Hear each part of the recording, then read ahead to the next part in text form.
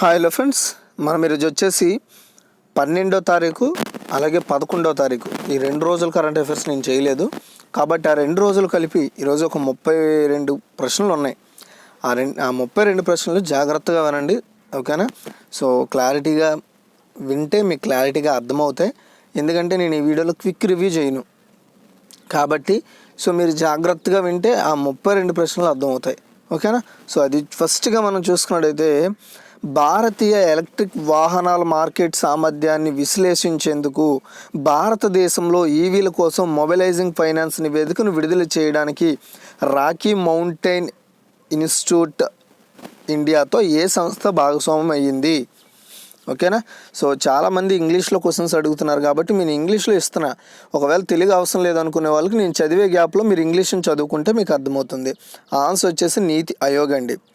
నీతి ఆయోగ్తో పాటు Rocky mountain institute India వాళ్ళు so mobilising finance for EV 2020 so ఈ ఏదైతే 2030 నాటికి భారతదేశంలో ఎలక్ట్రిక్ వెహికల్స్ యొక్క మార్కెట్ పరిమాణం $50 మిలియన్ అంటే 3.7 లక్షల కోట్లు ఉంటుందని నివేదికలో చెప్పారనమాట. అంటే ఫ్యూచర్ సంబంధించి ఈవీల పరిస్థితి ఏ విధంగా ఉండబోతోంది, దాని యొక్క మార్కెట్ వాల్యూ ఎలా ఉంటుంది అనే దానిపై విశ్లేషణ చేస్తారనమాట. ఓకేనా? వీళ్ళిద్దరూ కలిసి చేస్తారు. సో వాళ్ళకి ప్రాథమిక అంచనా వచ్చేసి సో 2030 నాటికి $50 బిలియన్ అంటే 3.7 లక్షల కోట్లు ఉంటుందంట ఈవీ వెహికల్స్ అంటే ఎలక్ట్రానిక్ వెహికల్స్ యొక్క సో వాడకం కావచ్చు, ఇంకేదైనా కావచ్చు. నెక్స్ట్ సెకండ్ వన్ అండి, ఆక్వాకల్చర్ రైతుల కోసం. ఆక్వా అంటే ఏంటండి? చేపలు, పీతలు, రొయ్యలు ఇలా పండిస్తారు కదా. సో ఆక్వాకల్చర్ రైతుల కోసం కిసాన్ క్రెడిట్ కార్డులను అందించడానికి ఏ బ్యాంక్ ఇటీవలే ఆక్వా కనెక్ట్తో భాగస్వామ్యం కలిగి ఉంది? ఓకే, ఆన్సర్ చూసుకున్నట్టయితే bank of Baroda. So Kisan credit card పథకం కింద 1.6 మిలియన్ల ఆక్వాకల్చర్ రైతులకు సో క్రెడిట్ యాక్సెస్ కల్పించడానికి aquaculture tech company aqua connect bank of Baroda బాబ్తో భాగస్వామ్యం కుదిరింది. సో కేసీపీ పథకం మత్స్య రుణం కింద బాబ్ అంటే బ్యాంక్ ఆఫ్ బరోడా 10 లక్షల వరకు రుణాలు ఇస్తుంది అనమాట. కిసాన్ క్రెడిట్ కార్డు పథకం ఆగస్టు 1998లో ప్రవేశపెట్టబడింది మరియు నాబార్డు చేత సృష్టించారు దీన్ని, ఈ యొక్క కిసాన్ క్రెడిట్ కార్డు అనే దాన్ని. అయితే ఇది వ్యక్తిగత ప్రమాద బీమా కవరేజీని 50,000 మరియు కార్డు సంవత్సరాల వరకు అంటే 5 సంవత్సరాల వరకు చెల్లుబాటు అయ్యేలా ఆ క్రెడిట్ కార్డు చేస్తారనమాట బ్యాంక్ ఆఫ్ బరోడాతో కలిసి. సో ఇప్పటికే బ్యాంక్ ఆఫ్ బరోడా వచ్చేసి ఎవరైతే ఆర్మీ హోల్డర్స్ అకౌంట్స్ ఉంటాయో వాళ్ళకు కొన్ని రాయితీలతో కూడిన అకౌంట్స్ని అయితే ప్రొవైడ్ చేయడం ఈ మధ్యన వాళ్ళ ఇండియన్ ఆర్మీకి అలాగే బ్యాంక్ ఆఫ్ బరోడాకి ఒప్పందం కూడా కుదిరింది. నెక్స్ట్ వచ్చేసి కరుణానిధి ఏ లైఫ్ పుస్తకాన్ని ఎవరు రచించారు? ఆన్సర్ వచ్చేసి ఏఎస్ పన్నీర్ సెల్వన్. ఓకే, గుర్తుపెట్టుకోండి. ఇక్కడ మనం చూసుకున్నట్టయితే పన్నీర్ సెల్వన్. ది హిందూలో పాఠకుల సంపాదకుడు ఏఎస్ పన్నీర్ సెల్వన్ ఎవరండి? ది హిందూలో అతను ఒక పాఠకుడు అనమాట. అంటే అతను సో న్యూస్ రైటర్ అతను. సో ఇతను కరుణానిధి యొక్క 8 దశాబ్దాల రాజకీయ జీవితం గురించి ఒక పుస్తకం కరుణానిధి ఏ లైఫ్ అనే ఒక కొత్త పుస్తకాన్ని రచించారనమాట అతను. అయితే ఈ పుస్తకం కరుణానిధి గురించి అండ్ రచయిత తమిళనాడు ముఖ్యమంత్రిగా 5 సార్లు పనిచేసిన రాజకీయ నాయకుడిగా 5 దశాబ్దాలుగా ద్రవిడ మున్నేట గజగం డిఎంకే నాయకుడిగా ఉండడము, ఆ విషయాలపై ఈ యొక్క పుస్తకంలో ఏ పుస్తకము కరుణానిధి ఏ లైఫ్ అంటే కరుణానిధి గారి జీవితము పొలిటికల్ సారాంశం మీద ఎక్కువగా దృష్టి పెట్టి ఆ పుస్తకాన్ని రాయడం జరిగింది ఏఎస్ పన్నీర్ సెల్వన్ గారు. Next fourth one, Mahamadou Issoufou 2020 Ibrahim prize for achievement in African leadership గెలుచుకున్నారు. అతను ఏ దేశానికి అధ్యక్షుడు? ఎవరు? Mahamadou Issoufou. ఆన్సర్ వచ్చేసి నైజర్ అండి. నైజర్ యొక్క ప్రస్తుత అధ్యక్షుడు మహమ్మదౌ ఇసౌఫా ఆఫ్రికన్ లీడర్షిప్లో అంటే అతను ఒక ఆఫ్రికన్ లీడర్షిప్ సంబంధించి so 2020 Ibrahim prize for achievement in African leadership అనే అవార్డుని గెలుచుకున్నాడు అతను. అయితే దీని ద్వారా వచ్చేసి $5 మిలియన్ విలువైన ప్రపంచంలో అతిపెద్ద నాయకత్వ బహుమతిని అయితే అతను పొందడం జరిగింది. ప్రపంచంలో అత్యంత పేద ఖండంలో సుపరిపాలన ప్రోత్సహించడానికి సుడానీస్ బిలియనేర్ మో ఇబ్రహీం ఫౌండేషన్ 2006లో ప్రవేశపెట్టినప్పటి నుండి ఇబ్రహీం ఈ బహుమతిని 6వ విజేతగా అంటే సో మో ఇబ్రహీం ఫౌండేషన్ వాళ్ళు ఈ బహుమతిని ప్రవేశపెట్టారనమాట 2006లో. సో అప్పటి నుండి కూడా ఇతను మొత్తం 6 సార్లు ఈ బహుమతిని అందుకున్నాడు. అది నెక్స్ట్ అంటే ఇయర్కి ఒకసారి ఇస్తూ ఉంటారు దీన్ని. నెక్స్ట్ 5th వన్ అండి, చంద్రునిపై చంద్ర అంతరిక్ష కేంద్రమైన ఇంటర్నేషనల్ సైంటిఫిక్ లూనార్ స్టేషన్ ISLSను సంయుక్తంగా ఏర్పాటు చేయడానికి ఏ దేశాలు అవగాహన ఒప్పందం కుదుర్చుకున్నాయి? రష్యా మరియు చైనా. ఓకే, రష్యా మరియు చైనా. సో అంతరిక్షంలో చంద్రుడి కోసం ఒక కేంద్రమైన ఇంటర్నేషనల్ సైంటిఫిక్ లూనార్ స్టేషన్ ఏర్పాటు చేయడానికి వీళ్ళిద్దరి మధ్య ఒప్పందం కుదిరింది. అదేంటో చెప్తాను చూడండి. చైనా మరియు రష్యా అంతరిక్ష సంస్థలు తమ జాతీయ ప్రభుత్వాల తరపున అంటే సో నేషనల్ గవర్నమెంట్స్ తరపున ఒక అవగాహన ఒప్పందం సంతకం చేసుకున్నారు. అన్ని దేశాలకు తెరిచి అంటే అన్ని దేశాలకు ఉపయోగపడేలా చంద్ర అంతరిక్ష కేంద్రం సంయుక్తంగా నిర్మించడానికి so international scientific lunar station ISLగా పిలువబడి ఈ కేంద్రం చంద్రుని ఉపరితలంపై లేదా చంద్రుని కక్షలో ఏర్పాటు చేయబోతున్నారు అనమాట. సో అక్కడ ప్రయోగాత్మక మరియు పరిశోధన సౌకర్యాల సముదాయం అనొచ్చు దాన్ని. అంటే complex of experimental and research facilities అంటే చంద్రుడి మీద సో రీసెర్చ్లు చేయడానికి ఆ యొక్క అంతరిక్ష కేంద్రం ఉపయోగపడుతుంది. ఓకే, గుర్తుపెట్టుకోండి. 6th వన్ అండి, 2021 సంవత్సరానికి ఐక్యరాజ్య సమితి యొక్క ఎక్స్టర్నల్ ఆడిటర్ల ప్యానెల్ చైర్మన్గా ఎవరు నియమితులయ్యారు? చాలా చాలా ఇంపార్టెంట్ క్వశ్చన్. సో ఆన్సర్ వచ్చేసి గిరీష్ చంద్ర ముర్ము. సో చూడండి, సో 2021 సంవత్సరానికి ఐక్యరాజ్య సమితి యొక్క ఎక్స్టర్నల్ ఆడిటర్ల ప్యానెల్ చైర్మన్గా కంట్రోలర్ మరియు ఆడిటర్ జనరల్ ఆఫ్ ఇండియాగా ఉన్న కాగ్ అంటాం కదా, సో కాగ్కి హెడ్గా ఉన్న కంట్రోలర్గా ఉన్న గిరీష్ చంద్ర ముర్ము గారు తిరిగి సో ఐక్యరాజ్య సమితి యొక్క ఎక్స్టర్నల్ ఆడిటర్ల ప్యానెల్కి చైర్మన్గా నియమితులు కావడం జరిగింది. సో అయితే ఇతని యొక్క పని ఏంటి, ఇతని అధికారం ఏంటి అంటే సో ఏవైతే ఐక్యరాజ్య సమితి మీటింగ్లు కావచ్చు సంబంధించిన ఏజెన్సీలకు సంబంధించి అంటే WHO కానీ ఇలాంటి ఏవైతే అనుబంధ సంస్థలు ఉన్నాయో వాటికి సంబంధించిన నివేదికల్లో కావచ్చు, వాటి యొక్క ప్రసారాలు కావచ్చు, వాటి యొక్క ప్రకటనలు కావచ్చు, ఇవన్నీ కూడా సో మొత్తం అంతా కూడా ఇతని చేతుల మీదుగానే నడుస్తూ ఉంటాయి అనమాట. ఇతని చేతుల మీదుగా స్టేబిలైజ్ అవుతూ ఉంటాయి, ఇతని పర్యవేక్షణలోనే జరుగుతూ ఉంటాయి అనమాట అవి. ఓకేనా, అది ఇతను చేసే పని. గిరీష్ చంద్ర ముర్ము ఇతను మన దేశానికి చెందిన కంట్రోలర్ ఆఫ్ మరి ఆడిటర్ జనరల్ ఆఫ్ ఇండియాకి సో కాగ్కి కంట్రోలర్గా ఉండడం జరిగింది గిరీష్ చంద్ర ముర్ము గారు. నెక్స్ట్ 2021 మార్చిలో ఉత్తరాఖండ్లో జరిగిన డస్లిక్ 2 ఉమ్మడి సైనిక వ్యాయామం 2వ ఎడిషన్లో భారత్తో పాల్గొన్న దేశం ఇది? ఆన్సర్ వచ్చేసి ఉజ్బెకిస్తాన్ అండి. భారత సైన్యము అలాగే ఉజ్బెకిస్తాన్ సైన్యము మధ్య వార్షిక అంటే సంవత్సరానికి ఒకసారి జరిగే ద్వైపాక్షిక ఉమ్మడి సైనిక వ్యాయామమైన డస్లిక్ 2 2వ ఎడిషన్ మార్చి 10 నుండి స్టార్ట్ అయ్యి మార్చి 19 వరకు కొనసాగుతుంది. దీన్ని ఉత్తరాఖండ్లోని రాణిగేట్ సమీపంలో చౌబాటియాలో జరుగుతోంది 2021. డస్లిక్ డస్లిక్ 2 కాదు, అది డస్లిక్ 2. సో ఫస్ట్ ఎడిషన్ 2019లో ఉజ్బెకిస్తాన్లో జరిగింది. ప్రజలకు కేంద్రీకరించి ఇంటెలిజెన్స్ ఆధారిత శస్త్రచికిత్స కార్యకలాపాలపై దృష్టి పెట్టడము, అనుషంగిక నష్టాన్ని తగ్గించడానికి, ఇది టెక్నాలజీని షేర్ చేసుకోవడానికి మంచి వ్యాయామం అన్నట్టు, అంటే ఒక మంచి ఎక్సర్సైజ్ ఇది. నెక్స్ట్ 8, 100 మెగావాట్ల సామర్థ్యం కలిగిన భారతదేశపు అతిపెద్ద ఫ్లోటింగ్ సోలార్ పవర్ ప్లాంట్ ఎక్కడ ఉంది? సో ఆన్సర్ వచ్చేసి పెద్దపల్లి, తెలంగాణ. చూడండి, సో పెద్దపల్లి జిల్లాలో రాయగఢ్లోని పెద్దపల్లి జిల్లాలో రామగుండంలో 100 మెగావాట్ల సామర్థ్యం గల అతిపెద్ద ఫ్లోటింగ్ సౌర విద్యుత్ ప్లాంట్ను 2021 మే జూన్ నాటికి ప్రారంభం కానుందనమాట. సో మన ఇండియాలోనే ఫస్ట్ ఫ్లోటింగ్ సోలార్ ప్లాంట్ ఇది అని గుర్తుపెట్టుకోండి మీరు. అయితే దీనిని NTPC సౌత్ వాళ్ళు అంటే గతంలో దీన్ని national thermal power plant corporation అని పిలిచేవారు.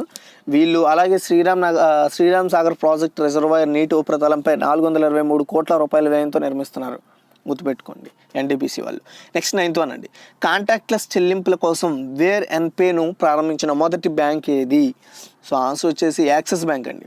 ఈ యాక్సిస్ బ్యాంకు కాంటాక్ట్లెస్ లావాదేవీలు చేయడానికి వేర్ అండ్ పే పేరుతో చెల్లింపుల డివైజెస్ని ప్రారంభించారు. అంటే డివైస్ అనమాట, ఒక డివైస్ ఉంటుంది, అంటే ఎక్కడి నుండి అయినా సరే మనం పే చేసే విధంగా ఇలాంటి ఒక ప్రత్యేక ఎక్విప్మెంట్ తీసుకొచ్చిన మొదటి బ్యాంకు యాక్సిస్ బ్యాంక్ అని చెప్పాలి.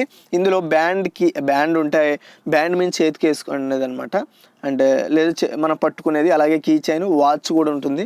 సో వీటి ద్వారా మనము పేమెంట్లు చేయొచ్చు, ఎంత 500 రూపాయల వరకు కూడా మనము ట్రాన్సాక్షన్ చేయొచ్చు ఆ డివైజెస్తో. అయితే మనం యాక్సిస్ బ్యాంక్ గురించి తెలుసుకోవాలంటే దాని యొక్క మన ఇండియాలోనే 3వ అతిపెద్ద ప్రైవేట్ రంగ bank.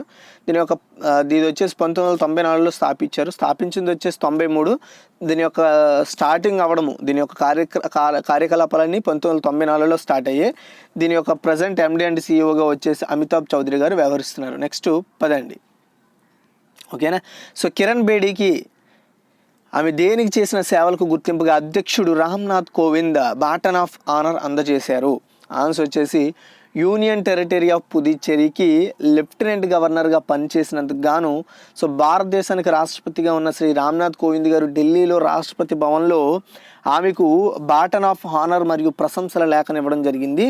So baton of honour చిహ్నంతో అలంకరించబడిన Indian republic and Bedi union territory of Puducherry చేసిన సేవలకు ఆమెకి గుర్తింపు ఇచ్చారు. ఇప్పుడు వచ్చేసి తెలంగాణ గవర్నర్ అయిన తమిళిసై సౌందర్యరాజన్ గారు సో ప్రజెంట్ వచ్చేసి టెంపరరీ లెఫ్టినెంట్ గవర్నర్గా పుదుచ్చేరికి పనిచేస్తున్నారు. నెక్స్ట్ వచ్చేసి 11 అండి, ప్రపంచ ఆర్థిక ఫోరంకి చెందిన యంగ్ గ్లోబల్ లీడర్స్ జాబితాలో ఉన్న భారతీయ సెలబ్రిటీ ఎవరు? ఆన్సర్ వచ్చేసి దీపికా పదుకునే. ఓకే, దీపికా పదుకునే. ప్రపంచ ఆర్థిక ఫోరం అంటే వరల్డ్ ఎకనామిక్ ఫోరం అనమాట, WEF అంటారు. దీని ద్వారా తయారు చేయబడిన ఏదైతే forum of the young global leaders అనే ఒక ప్రత్యేక జాబితా ఉందో దీనికి 2020 సంవత్సరానికి మన ఇండియన్ బాలీవుడ్ సెలబ్రిటీ అయిన దీపికా పదుకునే గారు ఇందులో సో లీడర్షిప్ పొందారు.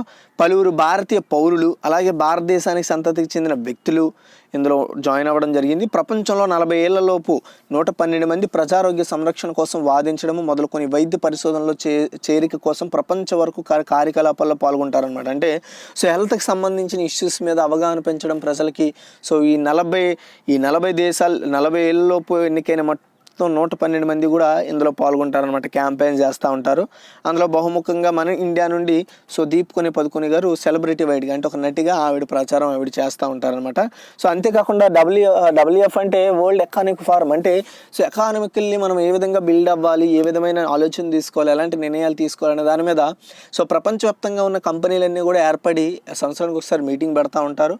వాటిని ప్రజల్లోకి తీసుకెళ్ళడానికి ఇప్పుడు ఈ 112 మంది ఉపయోగపడతారు. సింపుల్గా చెప్పాలంటే అందులో మన ఇండియన్ బాలీవుడ్ నటి అయిన దీపికా పదుకునే ఉండడం జరిగింది. నెక్స్ట్ 12, భారతదేశం యొక్క కొత్త చీఫ్ స్టాటిషియన్గా ఎవరు నియమించబడ్డారు?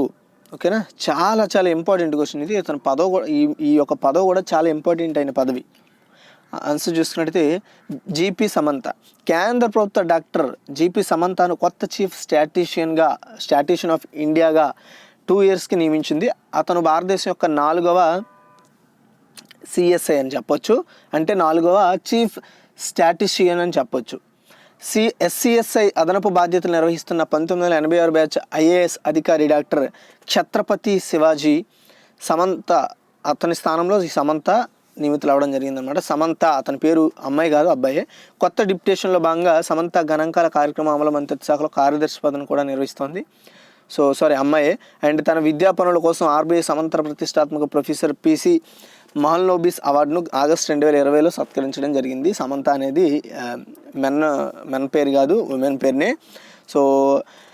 అండ్ ఈవిడ మన ఇండియాకి 4వ చీఫ్ స్టాటిస్టిషియన్ ఆఫీసర్ అని చెప్పొచ్చు. ఓకే, అది. నెక్స్ట్ వచ్చేసి 13th అండి, ఇటీవల కన్ను మూసిన హమీద్ బకాయోకో ఏ దేశానికి పనిచేస్తున్న ప్రధానమంత్రి? ఆన్సర్ వచ్చేసి ఐవరీ కోస్ట్ ప్రస్తుత ప్రధాని హమీద్ బకాయోకో క్యాన్సర్ కారణంగా చనిపోవడం జరిగింది. చనిపోయేటప్పటికి ఏజ్ వచ్చేసి 56 సంవత్సరాలు, చాలా చిన్న ఏజే. అండ్ అంటే 80-70తో పోల్చుకుంటే. 14, ఇమ్రాన్ అమీన్ సిద్దికీని ఏ బ్యాంక్ ఎగ్జిక్యూటివ్ డైరెక్టర్గా నియమితులయ్యారు? ఆన్సర్ వచ్చేసి ఇండియన్ బ్యాంక్ అండి. ఓకే, చూడండి.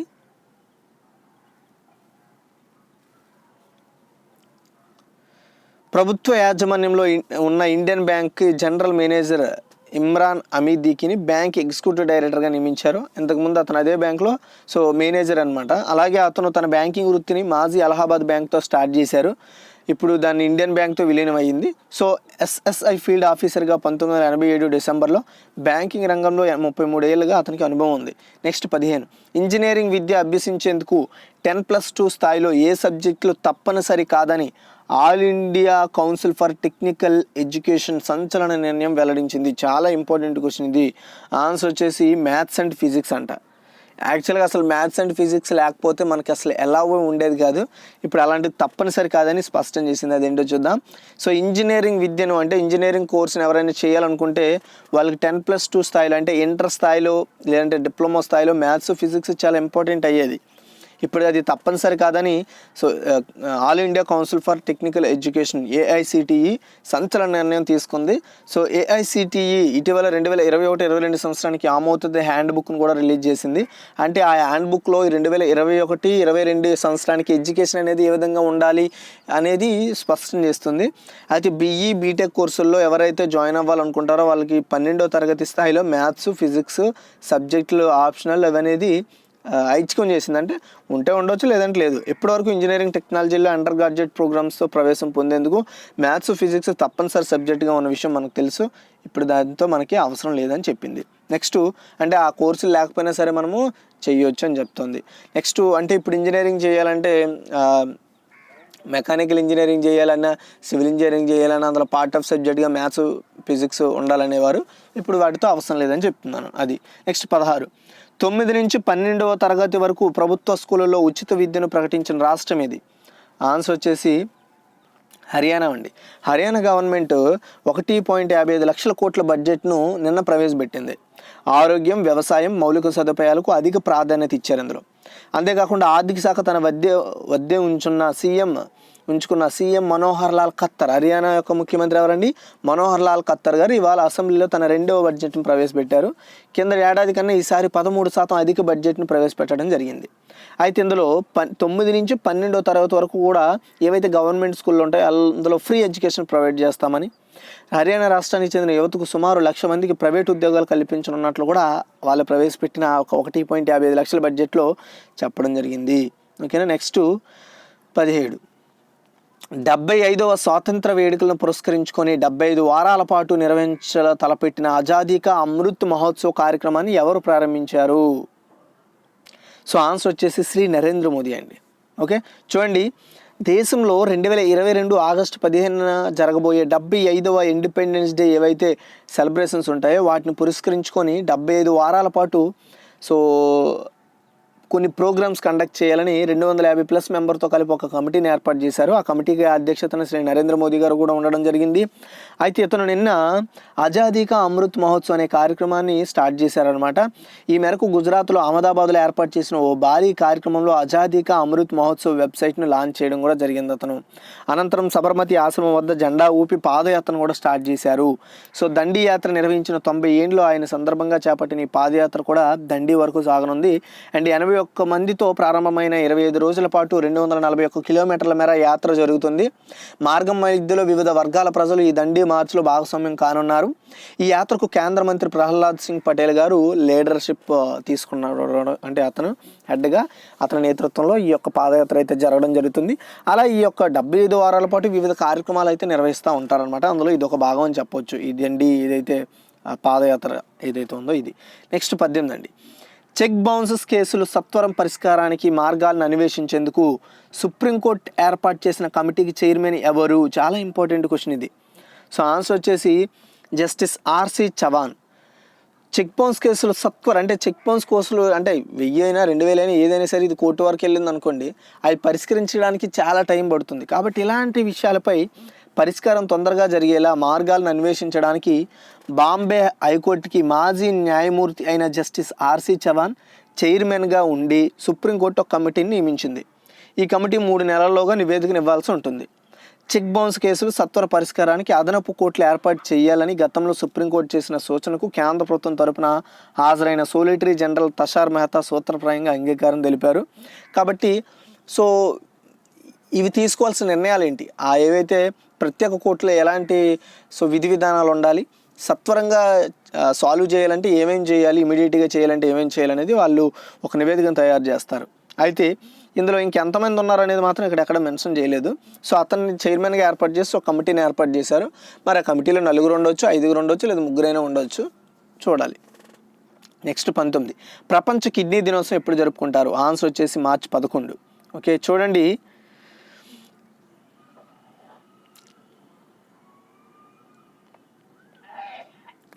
మూత్రపిండాల ఆరోగ్యం యొక్క ప్రాముఖ్యతను నొక్కి చెప్పే లక్ష్యంతో ప్రపంచ కిడ్నీ దినోత్సవం మార్చి 2వ గురువారం జరుపుకోవాల్సి ఉంటుంది. అయితే మార్చి 2వ గురువారము మార్చిలో 11వ తారీఖున పడింది.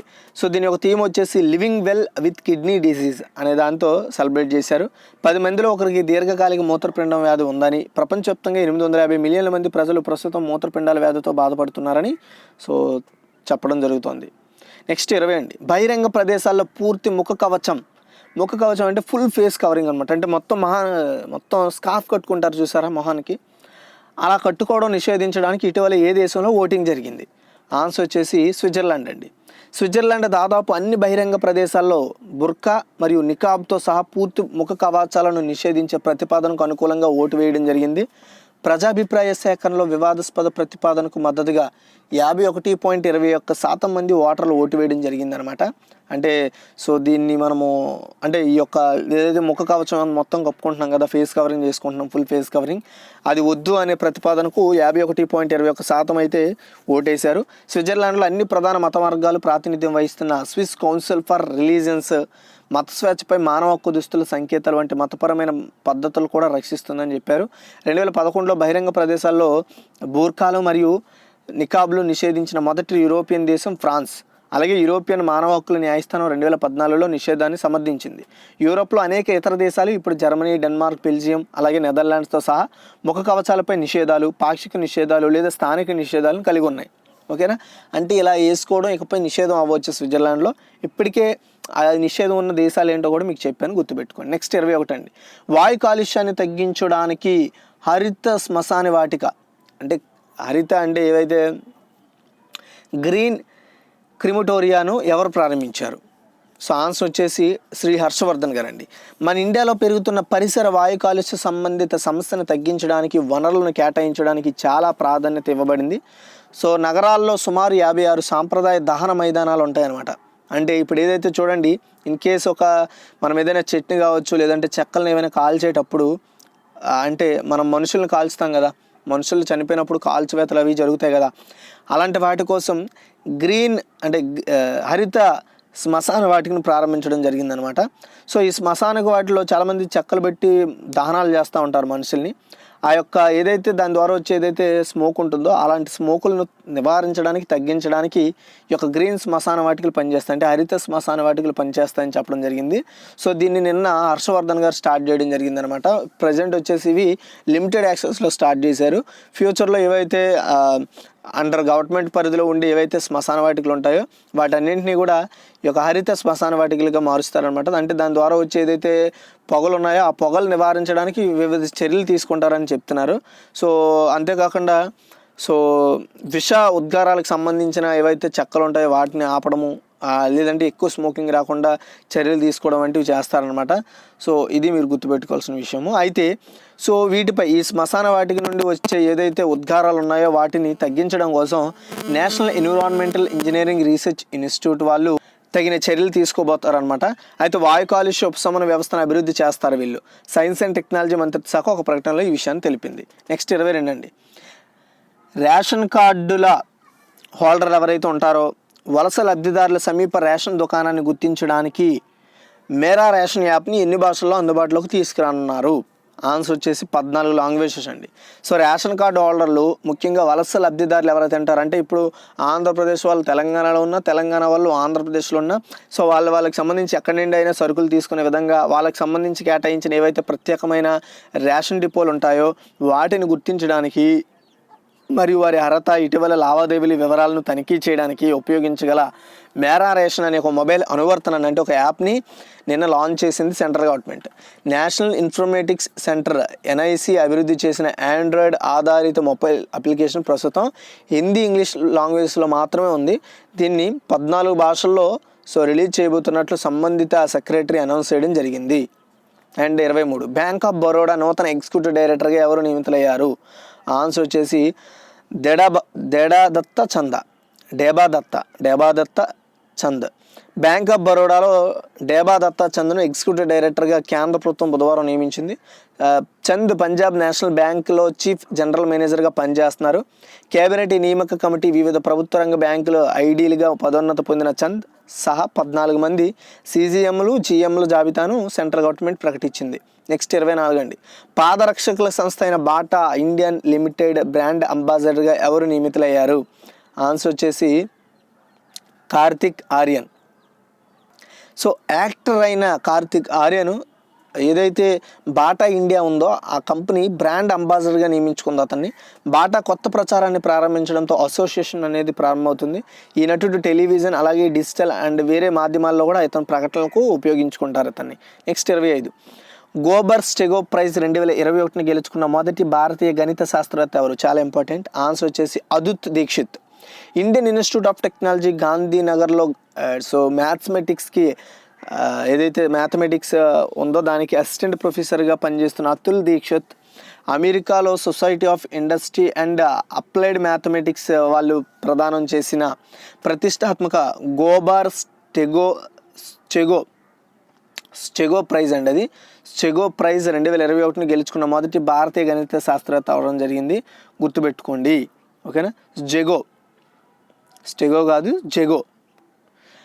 అండ్ 26 అది చాలా ఇంపార్టెంట్ క్వశ్చన్, ఇది మాత్రం చాలా చాలా ఇంపార్టెంట్ క్వశ్చన్. అలాగే హష్మతుల్లా షాహిద్ టెస్ట్ క్రికెట్లో డబుల్ సెంచరీ సాధించిన ఏ దేశ తొలి ఆటగాడిగా నిలిచాడు? ఆన్సర్ వచ్చేసి ఆఫ్ఘనిస్తాన్ అండి. ఆఫ్ఘనిస్తాన్ బ్యాట్స్మెన్ అయిన హష్మతుల్లా షాహిదీ సో టెస్ట్ క్రికెట్లో డబుల్ సెంచరీ సాధించిన తొలి ఆటగాడిగా నిలిచాడు.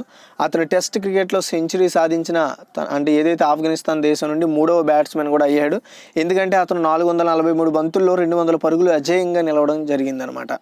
ఓకే, గుర్తుపెట్టుకోవాలి మీరు ఇది. నెక్స్ట్ అంతర్జాతీయ ఒలింపిక్ కమిటీ అధ్యక్షుడిగా తిరిగి ఎవరు ఎన్నికయ్యారు? ఆన్సర్ వచ్చేసి థామస్ బాచ్. అంతర్జాతీయ ఒలింపిక్స్ కమిటీ అధ్యక్షుడు థామస్ బాచ్ మరో 4 ఏళ్ల కాలానికి తిరిగి ఎన్నికయ్యారు. ఇంతకుముందు కూడా అతనే ఉండేవారు, కాకపోతే అతను 10వ కాలం అయిపోవడంతో ఓటింగ్ నిర్వహించారు. మళ్ళీ ఆ ఓటింగ్లో ఇతనే మెజారిటీతో గెలిచారనమాట. 1976 ఒలింపిక్ గేమ్స్ మ్యాట్రియన్లో జర్మన్ రేకు ఫెన్సింగ్ జట్టుతో స్వర్ణం సాధించిన థామస్ బాచ్ మొదటి 8 ఏళ్ల కాలానికి బ్యూనస్ ఎయిర్స్లో 2013లో జరిగిన ఐఓసీ అధ్యక్షుడిగా ఎన్నికవడము, మళ్ళీ తిరిగి 2021లో కూడా అతనే మళ్ళీ ఐఓసీకి అంతర్జాతీయ ఇంటర్నేషనల్ ఒలింపిక్ కమిటీకి అధ్యక్షుడిగా ఎన్నికవడము గమనించాల్సిన విషయము. నెక్స్ట్ క్వశ్చన్, మహిళల కోసం వికాస్ ఆశా రుణ పథకాన్ని ప్రారంభించిన బ్యాంక్ ఏది? ఆన్సర్ వచ్చేసి కర్ణాటక వికాస్ గ్రామీణ బ్యాంక్ అండి. సో ధారవాడలో ప్రధాన కేంద్రంగా పనిచేస్తున్న కర్ణాటక వికాస్ గ్రామీణ బ్యాంకు మహిళల కోసం వికాస్ ఆశా అనే ఒక రుణ పథకాన్ని స్టార్ట్ చేసింది. ఈ పథకం ద్వారా ఎవరైతే మహిళలకు వ్యాపార సంబంధిత అవసరాలు ఉంటాయో అలాగే వాటి ద్వారా వాళ్ళకి ఈ యొక్క వికాస్ ఆశా పథకం ద్వారా సో వాళ్ళ బిజినెస్ సంబంధించిన యంత్రాలు కావచ్చు, పరికరాలు కావచ్చు, వాహనాలు కొనుక్కోవడానికి తక్కువ వడ్డీతో కూడిన రుణాన్ని అయితే ఇవ్వడం జరుగుతుంది. సో ధారవాడలో రుణ పథకాన్ని ప్రారంభించిన కేవీజీబీ చైర్మన్ అయిన పి గోపీకృష్ణ మాట్లాడుతూ జాతీయ ఆర్థిక వ్యవస్థకు మహిళా పారిశ్రామికవేత్తల సహకారం చాలా స్పష్టంగా కనబడుతుందని ఆయన చెప్పడం జరిగింది. ఓకే, నెక్స్ట్ 29 అండి. 2020 సాహిత్య అకాడమీ అవార్డులు ఎంతమంది తెలుగు వారికి ప్రకటించారు? చాలా ఇంపార్టెంట్. ఆన్సర్ వచ్చేసి 3 అండి. కేంద్ర సాహిత్య అకాడమీ పురస్కారాలు 3 తెలుగువారికి వరించాయి. ప్రసిద్ధ తెలుగు రచయిత దిగంబర కవుల్లో ఒకరైన నిఖిలేశ్వర్ రచించిన అగ్నిశ్వాసకు కేంద్ర సాహిత్య అకాడమీ పురస్కారం వచ్చిందనమాట నిఖిలేశ్వర్కి. అలాగే బాల సాహిత్యంలో కృషి చేస్తున్న కన్నేగంటి అనసూయకు బాల సాహిత్యంలో కేంద్ర సాహిత్య అకాడమీ అవార్డు అయితే రావడం జరిగింది. అలాగే సో యువ కథా రచయిత్రి మానస ఎండ్లూరి రచించిన మిలింద కథలకు కేంద్ర సాహిత్య అకాడమీ అయితే ఇచ్చారనమాట. ఈ 3కి మన తెలుగు వారికి ఇవ్వడం జరిగింది, గుర్తుపెట్టుకోండి. ఇవి నిన్నే ప్రకటించారు. విజేతలకు ₹1,00,000తో పాటు సో తామ్రపత్రం కూడా అందజేస్తారనమాట, గుర్తుపెట్టుకోండి. నెక్స్ట్ 30 1వ తరగతి నుండి 9వ తరగతి విద్యార్థులందరికీ ఆల్ పాస్గా ప్రకటించిన రాష్ట్రము లేదా యూటీ ఏది? సో ఆన్సర్ వచ్చేసి పుదుచ్చేరి అండి. ఓకేనా, పుదుచ్చేరి. చూడండి, పుదుచ్చేరి లెఫ్టినెంట్ గవర్నర్ అయిన తమిళిసై సౌందరరాజన్ గారు నిన్న అన్ని పాస్గా అంటే అందరూ 1 నుండి 9వ తరగతి వరకు కూడా అన్ని క్లాసెస్ వాళ్ళు పుదుచ్చేరిలో పాస్ అయినట్లు ప్రకటించడం జరిగింది. సో అలాగే ఇదిలా ఉండగా తమిళనాడు బోర్డు మార్గదర్శకాల ప్రకారం పుదుచ్చేరి కరైకల్లో 10-11 తరగతులు చదువుతున్న విద్యార్థులు కూడా ఆల్ పాస్గా ప్రకటిస్తారు త్వరలో.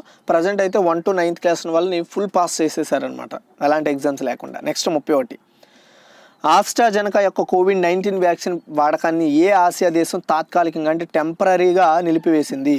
ఆన్సర్ వచ్చేసి థాయిలాండ్. థాయిలాండ్ తన టీకా కార్యక్రమానికి ఆస్ట్రాజెనకా ఏదైతే ప్రొవైడ్ చేసిన కోవిడ్ వ్యాక్సిన్ ఉందో దాని యొక్క వాడకాన్ని టెంపరీగా నిలిపివేసినట్లు ప్రకటించింది. సో ఇలా టెంపరీ బ్యాన్ చేసిన మొదటి ఆసియా దేశంగా కూడా థాయిలాండ్ నిలిచింది. అంటే దాని ద్వారా వచ్చే కొన్ని దుష్ప్రభావాలు ఇంపాక్ట్ చూపిస్తున్నాయి కాబట్టి దాని మీద దర్యాప్తు చేయాలనే ఉద్దేశంతో వాటిని ఆపడం జరిగింది. నెక్స్ట్ 32, రోడ్డు పక్క ఉన్న అన్ని మత నిర్మాణాలను తొలగించాలని ఏ రాష్ట్ర ప్రభుత్వం ఆదేశించింది? ఆన్సర్ వచ్చేసి ఉత్తరప్రదేశ్ అండి. సో 2021 మార్చి 11 ఉత్తరప్రదేశ్ ప్రభుత్వం ప్రజా రహదారులపై ఉన్న అన్ని మత నిర్మాణాలను తొలగించాలని ఆదేశాలు జారీ చేసింది. సో ఏవైతే గవర్నమెంట్ రోడ్లు ఉంటాయో లేదా ఈ వీధులు ఉంటాయో అండ్ పేమెంట్లు మరియు రోడ్డు పక్క మత స్వభావం యొక్క నిర్మాణాలు లేదా నిర్మాణాన్ని అనుమతించరాదని హోంశాఖ అధికారికంగా పత్రికా ప్రకటన చేసింది. అంటే మనం కొలుచుకునే దేవుళ్ళ యొక్క టెంపుల్స్ అనేవి ఉండకూడదని స్పష్టం చేసింది అనమాట. ఇలాంటి నిర్ణయం తీసుకున్న మొదటి రాష్ట్రం కూడా మన ఉత్తరప్రదేశ్ అని గుర్తుపెట్టుకోండి. ఓకేనా? ఇదిగా ఈరోజు ఒక టోటల్ కరెంట్ అఫైర్స్ అనమాట. చాలామంది నన్ను అడుగుతున్నారు పేజీలు తగ్గించండి అని, అందుకే నిర్ణయం తీసుకున్నాను. ఒకే పేజీలో మనకి ఒక 4-5 ప్రశ్నలు కవర్ అయ్యేలా నేను నిర్ణయం తీసుకున్నాను. కాబట్టి దీని ద్వారా ఏం చేసి మనకి 15 పేపర్లు అయ్యేది ఇప్పుడు మనకి 7-6 పేపర్లు అవుతాయి. దాని ద్వారా మీకు సేవ్ అవుతుంది, దగ్గరగా ఒక హాఫ్ పేపర్ సేవ్ అవుతాయి మీరు ప్రింట్ తీసుకోవాలనుకున్నా సరే. సో ఇదిగా టోటల్ ఇన్ఫర్మేషన్ వస్తే లైక్ చేసి షేర్ చేయండి. Thanks for watching.